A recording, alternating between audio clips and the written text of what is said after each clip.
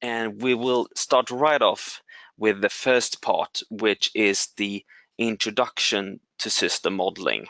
Here we'll go through the most basic parts of system modeling, talk a bit about Wolfram System Modeler and how it fits into all of this.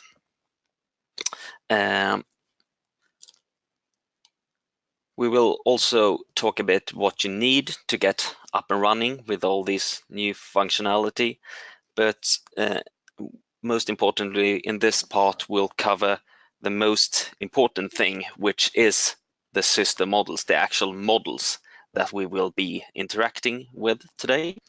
We will find out how you can browse the built-in model repository in order to find models that you can simulate, that you can modify and analyze, and also how you can import new models into your Wolfram Language session.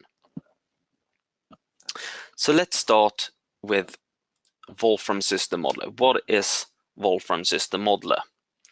It is a standalone product from Wolfram Mathematica and other Wolfram language products, and it's a graphical user interface that allows you to create arbitrarily complex models from any number of different domains, including electrical, mechanical, thermal, biological models, and so on.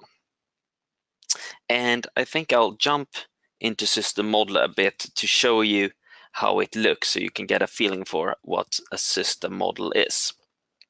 Now, actually, this first new command that I'm running from my Wolfram Mathematica notebook here will actually not be available to just Wolfram language users, those that don't have a copy of System Modeler installed.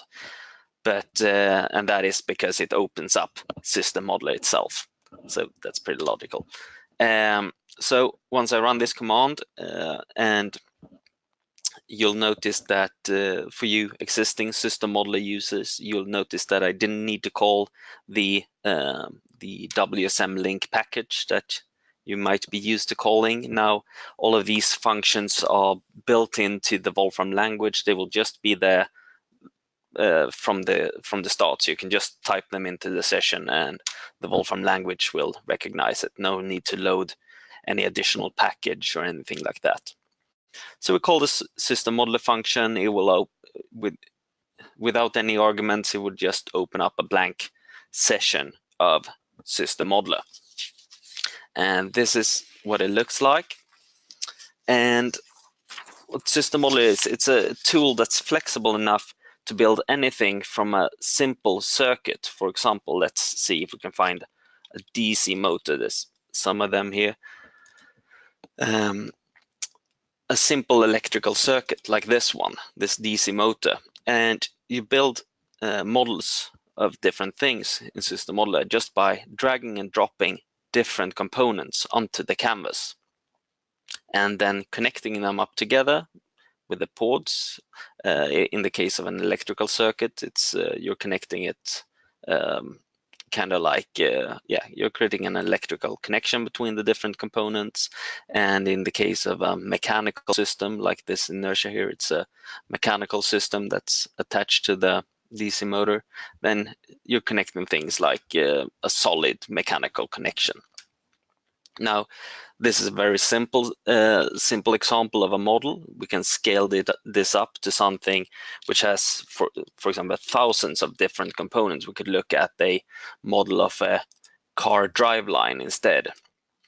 And on the surface, this model built in System Modeler, it might not look so complicated, but in System Modeler, in order to be able to build these highly detailed models without actually risking cluttering things up, you build things hierarchically. You build them using like a normal, how things would look normally, where you, for example, could collect everything needed to model a transmission. You could collect that in one component, and then have smaller components that describe how this car transmission work. So you have a component that is the automatic control unit, and you have one component for the gearbox, and these can even have even smaller components. So this is how the graphical user interface of SystemModeler allows you to create these arbitrarily complex models ranging from very simple to very, very advanced using just a simple drag and drop methodology. And I forgot to mention, but the components that you use here, they're all provided built in to SystemModeler from many different domains, such as electrical, mechanical, thermal, biological, and so on. However, today in this session, we won't be as concerned with how these models are built. We will instead assume that you have a model that you want to analyze in some way. You might want to optimize this car driveline. You might want to test how reliable this DC motor is to different types of scenarios. Then we can use the Wolfram language to try these models in different scenarios, and that is what we'll learn about today. So I'll switch back to my Wolfram language session here. And as I mentioned in the introduction, while it has previously been possible to connect SystemModeler with the Wolfram language using a package previously called WSM Link. Now we're fully integrating the simulation engine from SystemModeler. That is what allows you to actually take these models, analyze them, simulate them, visualize them, and so on. And we're fully integrating it into Mathematica 11.3. And this means that we have a completely new system modeling interface. So this function here, it's completely new, and all the functions I will be showing today are brand new for 11.3, and they have expanded and streamlined capabilities compared to the old functions that were present in the WSM Link package. And as I also mentioned, this allows you to do a lot of the simulation and analysis of models without having a copy of SystemModeler, with just having a copy of the Wolfram language. And it allows you to send, if you're a model developer working in SystemModeler, that would also allow you to send these models for any other Wolfram language user to pick up, explore, analyze, and visualize, and so on. But first, I need to start with a bit of system requirements. Now, in terms of systems, that isn't a problem. Wolfram SystemModeler and Wolfram Mathematica, they both run on the same types of system. Wolfram, the included simulation engine, it works for Windows, Mac OS, Linux, so all the major platforms. So if you're able to run Mathematica or any other Wolfram language desktop product today, then you should be able to use this functionality. However, one small caveat is that you need to install a compiler. And you might wonder why this is needed. And in order to take all these, advanced system models, for example, take a model of a car which might have thousands of different components, and then making it so that you can run these models very efficiently and simulate them very quickly, then we translate those models, those equations that form up those models. We translate that into highly optimized C++ code and then compile it into a standalone executable. And with this, we want to ensure that even for very large systems, they can be simulated very quickly. So there's some built-in steps in order to configure a compiler. For Windows, there's even a built-in workflow where you can just click install and it should install the compiler. And once you've done that, you can verify that you have a compiler that SystemModeler recognize up and running. And as we'll send out these notebooks, I won't go through what each of these does, but there's a full list of instructions for installing these compilers are available in this presentation notebook that we sent out. Right. Now, if we want to simulate these models and we want to visualize them, how exactly do we find them? Now, SystemModeler comes with a wide range of pre-built models. I've shown you two right now, a DC motor and a model of a car driveline, but I think there's hundreds of, maybe thousands of other built-in simulation models that you can run just straight from your Wolfram Language session. And you can browse all of these with the new system model examples command. And this one provides you, once it's loaded, it provides you with an interactive interface where you can explore different packages in SystemModeler, or rather the SystemModeler engine that is included in the Wolfram language. So even if you don't have SystemModeler, you can still call these system model examples function and find all the currently loaded runnable simulation models, and they are organized into different packages. So we have some packages for different educational domains, for example. So in electrical engineering, we can find different runnable models. For example, a boost converter, and this will only look at the models that you can take and start to simulate directly. So that's one way of finding a model. Now, if you already know what you're looking for, you can use the new system model command and call with a string, ask for a certain model. And this might look a bit unconventional. It uses dots to separate these packages that I showed previously in the Explorer. So if you have education examples, that's your top package, then dot electrical engineering, so that's down one step in the package, and then another dot, and you'll find the model. So we can call this one, and what we'll get back then is a system model object. Now, these are completely new in 11.3, and they provide you with different ways to interact with this model.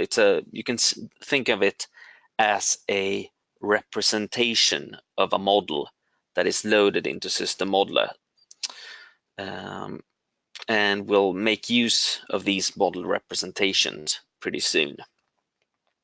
Now, if the name is unique, such as this buck boost converter, you can just ask for buck boost converter, and then you'll get back exactly the same model. Now, this also has autocomplete. So if you're, for example, say you're looking for an engine, then you could start typing in engine and it would find some different types of engine models that are currently loaded into SystemModeler. So here we'll get a V6 engine model that we can simulate and run. If now you might have more than one model that's called a certain thing, and if they exist in different packages, this is perfectly allowed. But if you then try to use a short name to call the model, you'll get an error, but it will list all the available models that is called rectifier. So we have some different types of rectifiers that we can get a model representation of. So say we want a multi-phase rectifier, then we could call it by the complete name instead, and we'll get the model representation of that.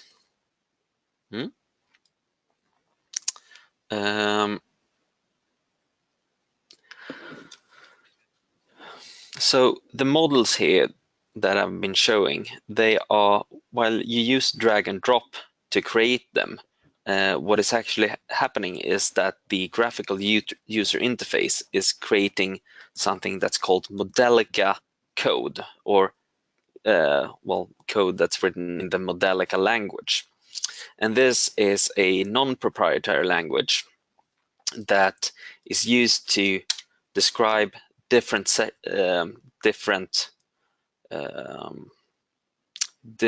systems of equations. And it's pretty simple when you look at the most fundamental components. For example, this just a model of a simple differential equation. You just type down the equations, and you can do this for yourself in the using the built-in text tool in SystemModeler, or you can create models using drag and drop, and these equations and everything you need to accurately model your system will be created for you. But it's pretty nice. You can it's human readable, so you can find out exactly what is happening inside the model. And since it's completely text-based, you can get out a string from your model, which is pretty nice if you're doing revision control and so on.